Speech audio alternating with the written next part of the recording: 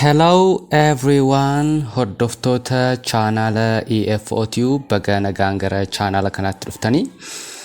Egaa speaking class keenya afuraffaa kana keessatti karaalee garaagaraa torban nuti itti fayyadamne namoota nagaa gaafachuu dandeenyu tokko tokkoon adda baafannee ilaalla. Egaa ni yaadatti yoo ta'e speaking class keenya tokkoffaa, lammaffaa fi sadaffaa keessatti karaalee garaagaraa namoota ittiin dubbisuu dandeenyu ilaallee ture. Fakkeenyaaf speaking class keenya tokkoffaa keessatti karaalee sadan ittiin nama dubbisnu ilaallee ture. Lammaffaa keessattis karaalee ja'an namoota garaagaraa ittiin dubbisuu dandeenyu yookaan grading kan jennu sana akkaataa itti dubbisnu ilaallee ture. Class keenya sadaffaa keessattis karaalee garaagaraa saglan nuti fayyadamne namoota garaagaraa dubbisuu dandeenyu tokko tokkoon adda baafannee ilaallee ture jechuudha. Itti aansee ammoo kilaasii isa dhumaa greeting irratti yookaan karaa itti nama dubbisnu kilaasii afuraffaa kana keessatti lakkoofsaan 7 kan ta'an tokko adda baafannee waliin ilaalle jechuudha. Egaa speaking kilaasiin afuraffaa kun greeting wajjin yookaan nagaa nama gaafachuu wajjin wal qabatee kilaasii dhumaati. Baay'een isaanis karaalee nuti informaalii yookaan karaalee hin baratamneen namoota yeroo nuti itti dubbisnu Ingiliffaan maal jenna kan jedhu waliin ilaalle jechuudha. Egaa hordoftoota chaanaala EFOTube haga xumura barnoota keenya kilaasii afuraffaatti na waliin ta'uu hin dagatina. Yoo gaaffii qabaattanis commentii jalatti na barreessuu hin dagatina. Don't forget to put it in the comment section. Haga xumura video kanaattis na waliin ta'uu hin dagatina jechuudha. Here we go.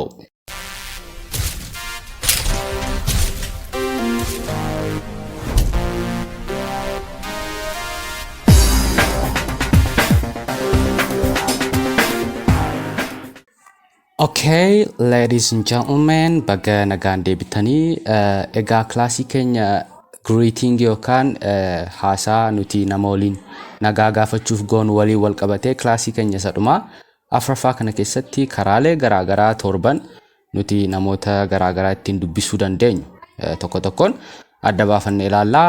Baay'een isaanis informal kan jennudha. Warra formal ta'an kilaasii keenya tokkoffaa, lammaffaa fi baay'ee isaammoo sadaffaa keessatti waliin ilaallee ture. Egaa yeroo informal jennu kan baratameen alatti haasaa nuti goonu kan baratameen ala yoo ta'e informal jedhama. Officially recognize kan hin godhamne jechuudha. Informal jechuun garuu namni kan ittiin fayyadamu yeroo jechuu barbaannu informal jenna jechuudha. So egaa inni jalqabaa hello kan jedhudha. Hello kan jedhu kan ammoo yeroo baay'ee itti fayyadamna. This is the most basic greeting in English. Hello kan jettu kun baay'ee beezikidha. Hello fi how are you yoo beektan nama barbaadan faranjiis ta'uu danda'a, nama afaan Ingiliffaa dubbatu kamuu dubbisuu ni dandeessu. Kanneen lamaan hello fi how are you kan jennu kan ammoo kilaasii keenya sadaffaa keessatti adda baafannee ilaallee ture. Kanneen lamaan ni beektu taanaan nama Ingiliffaa dubbatu kamuu nagaa gaafachuu ni dandeessu jechuudha. Those are the two basics kanneen jedhamanidha jechuudha. So hello kan jettu kan egaa karaa garaagaraa sadi keessatti fayyadamuu ni dandeenya. Inni jalqabaa hello kan jedhu kana nama tokko dubbisuuf, fakkeenyaaf yeroo nani kilaasii kana jalqabu maal jedheen ture? Hello everyone, hello everyone, hello everyone inni namoota baay'eellee yookaan immoo hello everybody, hello brother illee nama sana dubbisuu ni dandeenya.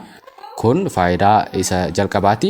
Hello everyone, this is Detective Bowden in Philadelphia. Hello everyone. Inni lammaffaa immoo maal keessattidhaaf yeroo bilbillu fakkeenyaaf hello jennee nama sana jalqaba akka dubbisaatti hello jennee eegalla. Fakkeenyaaf yeroo namaaf bilbilu hello jenna.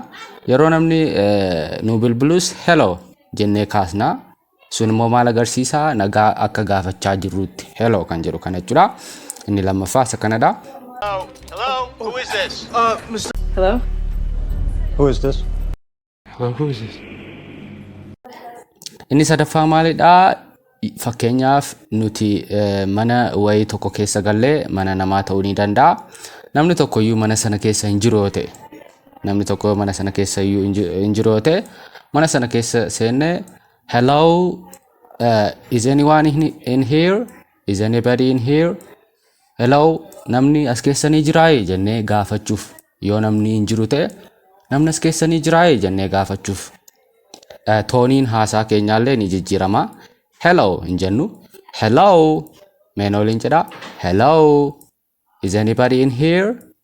Hello namni mana kana keessa ni jiraa? Yoo namni jiramoo hin jiru jennee adda baafachuu barbaanne mana sana keessa jechuudha. Hello jennee response isaanii yookaan deebii isaanii yoo namni jiraate ana jira yookaan anadha jedhee ba'ee nutti dubbata jechuudha. So hello jennee akka nama gaafachuu wayitillee fayyadamuu ni dandeenya jechuudha. Hello kan jettu kana so faayidaa garaagaraa sadi qabdi akkasittillee qabachuu qabda jechuudha. Hello kan jettu kuni Hello, is anybody there? Hello, is anybody there? Hello, is anybody there? egaa hello ergeennee booda himoota gaaffii ta'an yookaan himoota kanan biraa greetingii yookaan kan ittiin nama nagaa gaafannu itti daballeellee jechuu ni dandeenya. Fakkeenyaaf nama tokko hello ergeennee booda how are you kan jedhu itti dabaluu ni dandeenya. Yeroo baay'ee immoo nama tokkoon hello yoo jenne namni sunis deebisee hello nuun jechuu danda'a. Yeroo namni sun deebisee hello nuun jedhu how are you kan jedhu itti fufne jechuu ni dandeenya jechuudha. So akkasittillee qabachuu dandeessu. How are you kan jettu kan ammoo ni yaadattoota kilaasii keenya sadaffaa keessatti maal jennee turre? How are you kan jettu kana how are kan jettu kana akkamitti dubbisna jenne? How jennee are kana otoo hin dubbisiin re goone aan kun akkan jirretti ilaallee how jennee pronounce goona. How are you? How are you? How are you? Menooliin jedha. How are you? How are you miti. A kana akkan jirretti fudhadhaati. Akka faranjootaatti osirritti pronounce gootanii dubbachuu barbaadan jechuudha. How are you? Menooliin jedha haa shaakallu. How are you? How are you? Ettanii akkasitti fayyadamuu ni dandeessu jechuudha. Hello, how are you? Oh, very well, thank you. Hello, how are you? Oh, very well, thank you. Hello, how are you? Hello, how are you? Ettanii akkasitti fayyadamuu ni dandeessu jechuudha. Egaa hello kana kan fayyadamnu garaagarummaa hi fi hey kan jedhu waliin qabullee beekuun barbaachisaadha. Hello kana nama beeknuufis nama hin beekneefis fayyadamuu ni dandeenya. This is perfect. Baay'ee perfectidha. Nama beeknuufis ta'uu danda'a, nama hin beekneefis, nama guddaafis, nama kabajamaafis. Hi fi hey jechuurra hello kan jedhu kanatu baay'ee filatamaadha. So hello kan jedhu kana sirriitti itti fayyadamuu qabda jechuudha. Yeroo isa lammaffaatti dabarru immoo hi kan jedhu kana arganna. Hi kun egaa short version of hello kan jedhu ta'a. Yeroo hello kan jedhu kana xiqqeessinee dubbachuu barbaannu, short goonee dubbachuu barbaannu hi jenna. Short version isheeti yookaan informaali yeroo gochuu barbaannu. Hello kan jedhu kun xiqqoo formaaliidha. Hi kan jedhu kanaaf hello kan jedhu kana informal gochuu yeroo barbaannu hi jennee fayyadamna. Hi kana egaa yeroo baay'ee hiriyoota keenya namoota nutti siqan baay'ee isaanii namoota nu beekan yookaan namoota nutti siqaniif fayyadamna. Hi kan jedhu kana egaa nama hin beekneef yookaan nama guyyaa jalqabaa agarreef hi jechuurra hello otoo jennee baay'ee irra filatamaadha. Hi kun nama itti siqnu yookaan nama nu beeku yookaan nama kana dura quunnamne hi otoo jennee bareedaadha jechuudha.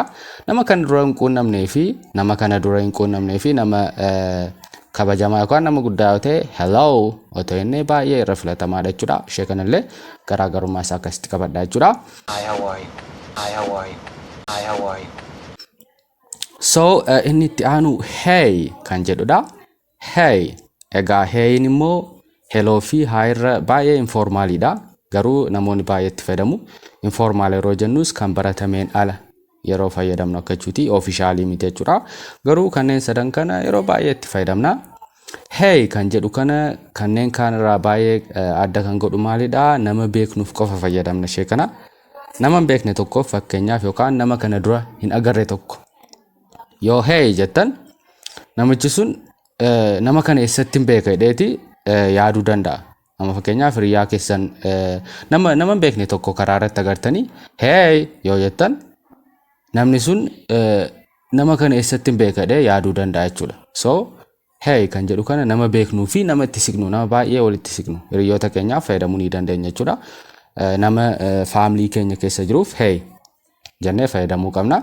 Garuu namoota guguddaaf namoota kabajamoo fi namoota guguddaaf hey jechuudha otoo hello jennee baay'ee filatamaadha jechuudha. So hiriyoota keessan waliin hey jettanii fayyadamuu waa takka rakkoon qabu. Garuu nama haaraa nama isin hin quunnamne nama kana dura isin hin quunnamne yoo ta'e hey fayyadamuun filatamaa miti. Hello jettanii baay'ee filatamaadha jechuudha. So garaagarummaa isaa akkasitti qabadhaa. Hey guys, hey. How are you? How you doing, huh? Hey guys, hey. How are you? How you doing, huh? Ergi hello, hi, hey jettanii immoo itti dabaltanii how are you kan jedhu itti fufuu ni dandeessu. Fakkeenyaaf hey yeroo jettan namni sun deebisee hey isiniin jechuu danda'a. Itti fuftanii immoo maal jettu how are you akkamati akka jechuuti. Kan ammoo kilaasii keenya sadaffaa keessatti bal'inaan ilaallee ture jechuudha. So garaagarummaa hi, hello fi hey kan jedhu kana akkasitti qabattanii haasaa keessan keessatti fayyadamuu ni dandeessu jechuudha.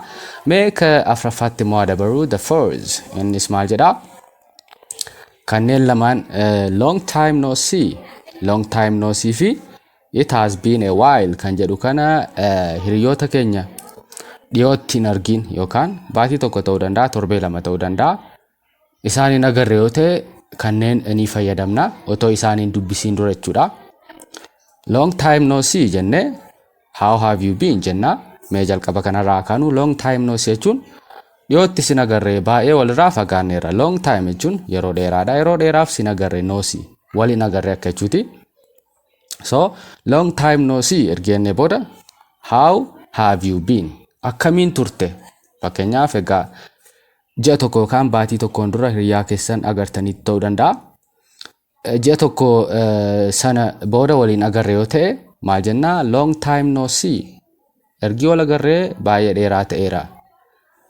How have you been akkam turte akkamiin dabarsite baatii guyyaa wal agarre sana haga ammaatti akkamiin dabarsite yookaan jireenyi maal fakkaata ture yoo jennee gaafachuu barbaanne long time no see ergeenne booda how have you been kan ammoo egaa speaking classic keenya sadaffaa keessatti sirriitti ilaallee ture pronunciation isaallee jechuudha.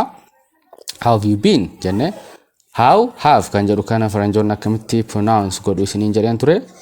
How ergeedhanii booda have kan jettu kana pronounce godhanii dafanii gara ve itti darbu. How have you been? How have you been? Meenooliin jedha. How have you been? How have you been? How have you been? Ettana akkas pronounce gootu. So long time no see meenooliin jedha. Long time no see yeroo dheeraaf sin agarre yookaan waliin agarre akka jechuuti. Long time no see jechuun Long time no see. Long time no see. Long time no see. long time no see meenooliin jedha. Long time no see. Long time no see. How have you been? How have you been? How have you been? Akkamiin turte yookaan akkamiin dabarsite. Guyyaa wal agarre sanarraa kaasee haga har'a wal agarreetti yeroon kee maal fakkaata ture akkamiin dabarsite yeroo jechuu barbaannu how have you been? How have you been? How have you been jenne akkasitti ishee kana pronunciation ishee kana dubbisna jechuudha. So akkasitti na qabadhaa long time no see kan jettu kana. Inni itti aanu immoo maalidha yaadni isaa wal fakkaataadha. It has been a while jedha. It has been a while jechuun yeroon xiqqoo darbeera ergiinsi arge akka jechuuti. A while jechuun yeroo gabaabaa ta'e dabarsine tokkodha. It has been a while since we met jechuullee ni dandeessu bakka kanatti dabaltanii garuu yeroo baay'ee since we met kan jedhu kana faranjoonni hin fayyadamanii. Since we met. Since we met jechuun immoo ergii wal quunnamne yeroo xiqqoo darbeera yookaan yeroon darbeera. It has been a while yeroo xiqqoo darbeera akkamiin turte jechuu barbaannu immoo ishee kanatti daballa. It's been a while. How have you been? It's been a while. Egaa asitti maal qabachuu qabdu faranjoonni akka keenyaatti it has hin jedhani bakka kanatti maal godhu it hasin contraction akkamii qaba? It's kan jedhu is meenooliin jedha. Is contractioniin it easy fi it has jedhu perfectly wal fakkaataadha. It has fi it easy contraction wal fakkaataa qaba. Innis is kan jedhu kanadha. Garuu garaagarummaan isaa has kan jedhu kana it has kan jedhu kana is jennee kan dubbisnu yeroo jechi been jedhu itti aanee dhufudha. Fakkeenyaaf jechi been jedhu yoo itti aanee hin dhufne ta'e it has kan jedhu kana akkuma it has eras jennee dubbisna. Eras meena waliin jedha. Eras jennee dubbisna yoo jechi been jedhu itti aanee dhufne ta'e. Well, it has to be. Well, it has to be. Well, it has to be. Garuu yoo jechi been jedhu been jechuun V3 yookaan past participle jecha be jedhuuti. Been immoo egaa verb to be dha. Waa'ee verb to be immoo gara fuulduraatti kilaasii keenya itti aanan keessatti ni baranna. V3 been kan jedhu kun V3 yookaan past participle verbii sadaffaa akka jechuuti. Past participle jecha be jedhuuti. Ishee kan akkasitti qabadha. Yoo jechi it has jedhu kun yoo jechi been jedhu kun it has kan jedhu kanatti aanee dhufe it has kan jedhu kan akkamitti dubbisna? Is jennee dubbisna. It is kan jedhus contractioniin isaa maalidha isiniin jedheen ture. It is kan jedhu kan ol fagaadha. So contractionii lamaan kana wal fakkaata garuu yeroo pronunciationii keessatti namoonni jedhan maaliin adda baafattu? Is jedhee been yoo jedhe it has jechuu isaati jechuudha. Yoommoo is jedhee waan biraa jedhe it is jechuu isaati jechuudha. It is kan jedhu imply godha jechuudha. Ishee kana garaagarummaa ishee akkasitti naa qabadha. It's been a long day. It's been a long day. It's been a long day. Yoo jecha is jedhee been jedhe it has akka jechuuti namni tokko. Yoommoo is jedhee waan biraa jedhe it's not gonna rain fakkeenyaaf it's not gonna rain. It is not gonna rain jechuu isaati malee it has not gonna rain jechuu isaa kan taane akkasittiin yeroo dhageessan adda baafachuu qabdu jechuudha. So it's been jennee pronounce goona jechuudha. Ishee kana contractionii ishee waan it is contractioniin it has waan contractionii it is jedhu walii wal fakkaatuuf xiqqoo yeroo namoonni dubbatan illee yeroo dhageessan akka isin confuse hin gooneef jechuudha. Akkasitiin qabadha. Jechi been jedhu yoo itti aanee dubbatame it has jechuu isaaniiti. Yommuu jecha biraa dubbatan it is jechuu akka ta'e akkasitiin adda baafachuu qabdu jechuudha. It has been kan jedhu kana booda akkamitti dubbistu? It's been meena waliin jedha. Ishee kana fayyadama. It's been a while meena waliin jedha hashaa kallu. It's been a while jettani yeroon wayii darbeera haga ergi wal agarree booda jechuudha. Ergi wal agarree yeroo wayii darbeera since we met jechuun ergi wal agarree yeroo wayii darbeera. How have you been jettani ishee kana immoo itti dabaltani how have you been yookaan how have you been jettani itti dabaltani ergi wal agarree yeroo wayii darbeera akkamiin yeroo kee dabarsite? Ergi wal agarree sa'aatii wal agarree turree sanarra baatii tokko ta'uu danda'a, torbee lama ta'uu danda'a, torbee sadis ta'uu danda'a. Yeroo sanarraa kaasee haga ammaatti jireenya kee kan akkamiin dabarsite? Jireenyi maal fakkaata akka jechuudha. So kana booda it has kan jedhu kana yeroo jechi been jedhu itti aantee dhuftu akkamitti pronounce goona? Is jenne it's been a while. It's been a long day. Remember that song? It's been a long day. It's been a long day. It's been a long day. So it's been a while jenne akkasitti pronounce goone dubbachuu qabna jechuudha. Jecha itti aanu yookaan hima gaaffii itti aanu immoo fayyadamne how have you been enne akkasitti namoota garaagaraa gaafachaa. Ergi wal agarree jireenyi maal fakkaata ture? Akkamiin jireenya kee dabarsite kan jedhuun bakka bu'achuudha. Ishee kanallee akkasitiin naa qabachuu qabdu. So gara itti aanutti immoo dabarru inni itti aanu maalidha? Hey erga inni booda what is up meena waliin jedha. What is up maaltu haaraadha akka jechuuti. What is up jechuun maaltu ta'eera yookaan jireenya kee keessatti maaltu haaraadha kan jedhu bakka bu'a. Egaa what is up jedhanii faranjoonni akka keenyaatti yeroo pronounce gochuu barbaadan yookaan yeroo haasaa isaanii keessatti fayyadaman maal jedhu? What is kan jettu kun gara kamitti xiqqaatti yookaan contracted taati? What is kan jedhutti contracted taati. What's up? Meeshee kana na waliin jedha. Taabira geessanii daftanii I kana hin dubbistanii I hin dubbifamtu daftanii gara S itti dabartu. WhatsApp, WhatsApp, WhatsApp, WhatsApp kan jedhu fayyadamu yeroo baay'ee akka keenyaatti dheeressanii what is up hin jedhani WhatsApp, WhatsApp, WhatsApp meen waliin jedha WhatsApp maaltu haaraadha akka jechuuti maaltu haaraadha jireenya kee keessatti maaltu haaraadha akka jechuuti nothing new jettanii deebisuu ni dandeessu nothing new I'm good jettanii deebisuu dandeessu WhatsApp yoo namni isiniin jedhe so akkasitiin qabadhaa yeroo baay'ee daddafanii dubbachuu barbaadan immoo what is up kan jedhu kana WhatsApp illee jedhanii maal jedhu sap jedhanii dafanii irra darbu sap what is up kan jedhu kana baay'ee xiqqeessanii yeroo fayyadamuu barbaadan keessumaa dargaggoonni warri faranjoonni jechuudha sap bro sap meen waliin jedha ishee kana What's up, Jenny? Hey guys, it's going. What's up, Jenny? Hey guys, it's going. What's up, Jenny? Hey guys, it's going. sap maaltu haaraadha akka jechuuti jireenya nama sanaa keessatti yeroo gaafannu jechuudha sap ishee kana meen waliin jedha sap jettanii WhatsApp jettanii nama sana gaafachuu ni dandeessu jechuudha egaa akkasitti ishee kana naa qabadhaa inni itti aanu immoo warreen kun egaa slang jedhamu slang jechuun kan baratameen ala haasaa nuti goon how are you yookaan good morning jechuurra WhatsApp yoo jennee fayyadamne slangii ta'a slang jechuun immoo kan baratameen ala haasaa nuti goone jechuudha haasaa namni beekuun ala yookaan haasaa official ta'een ala yoo nuti kan fayyadamu ta'e slang jedhama fakkeenyaaf sap jechuun kun isheen kun sap yoo jenne haasaa baratameen ala kan itti fayyadamnu jechuudha ishee kan akkasitiin qabadhaa inni itti aanu hey yo jedhama namni tokko dhufee faranjiin tokko hey yo jedha akkuma nagaa gaafachuuti garuu slang kan jedhu sanadha kan baratameen aladha namni sun nagaa gaafachaa jira yaada isaa dabarfachaa jira garuu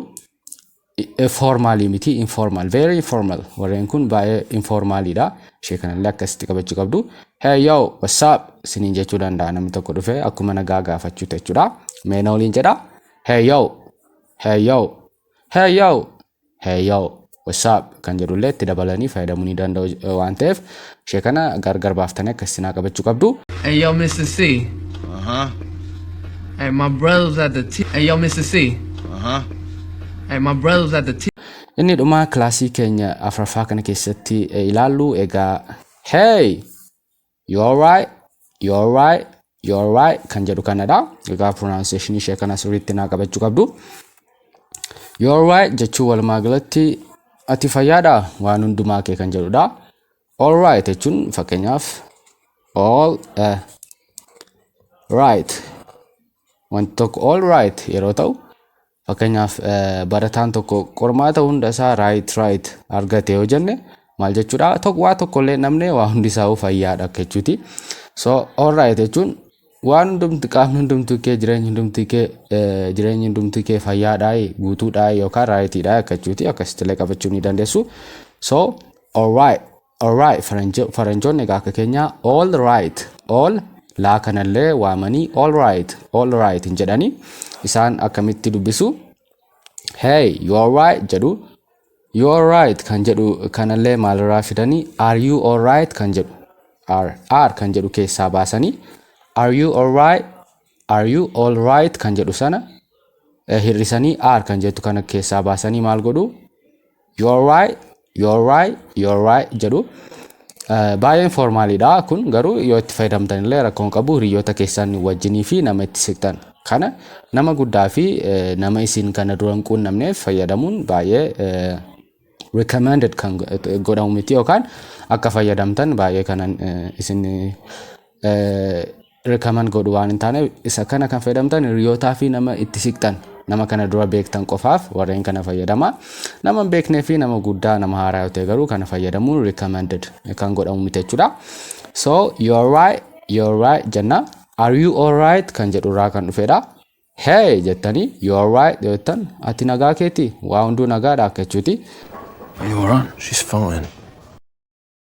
Are you alright? She's fine. so you ergeettanii booda you pronunciation is akkasii galuuf fakkeenyaaf right ishee kanadha faranjoonni kan pronounce godhani you all right you're right a kana gara otti kan pronounce godhani. You are right maaliin jedha. You are right. Taalleen dubbisanii taan silent taate jechuudha. Taashee kana hin dubbisanii. You are right. You are right maaliin jedha haa shaakallu. You are right. Ati nagaadha waa hunduu nagaadha akka jechuuti. So yeroo baay'ee daddafanii dubbachuu barbaadan immoo keessumaa Black Americans warri American warri gurraachonni maal jedhu right kan jedhu all right kan jedhu kana maal jedhu right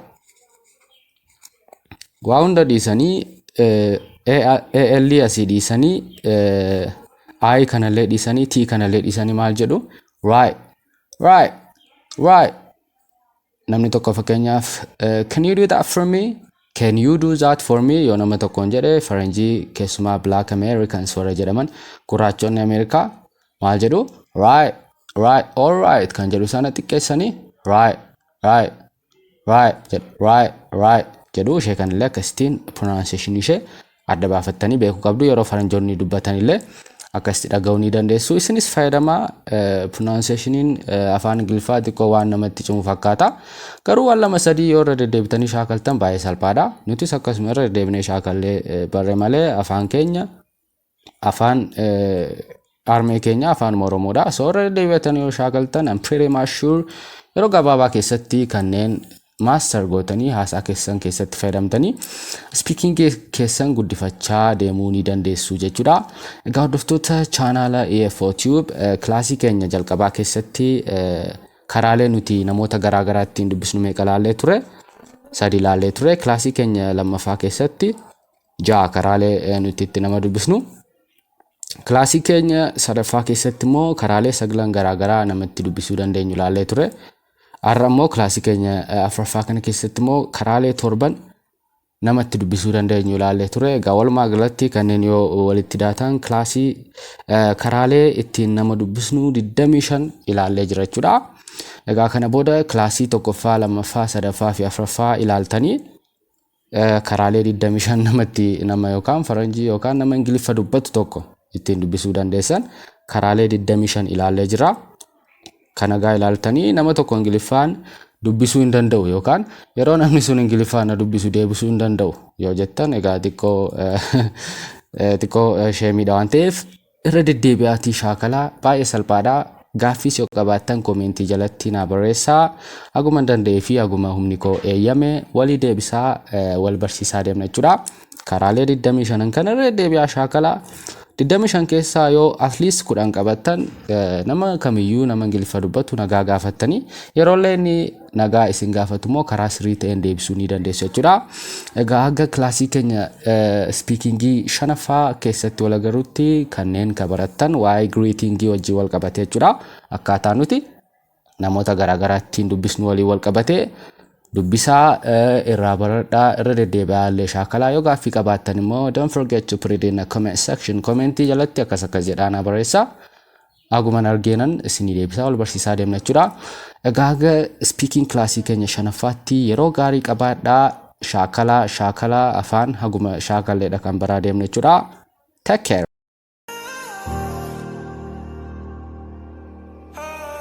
And battered, open and shattered. Since you've been gone, I feel like nothing matters. Pull out my camera, I'm looking at you. I should've known I was lucky to have you. Too inconsistent, too much is missing. You told me that you were sick of the distance. You started bitching, I wouldn't listen. Now that you're gone, I just keep reminiscing. I'm rolling with models, I swear to the baddest. We start with hello, then end up on my mattress. But they only want me because of my status. My money and fame is the thing that attracts them. I know it.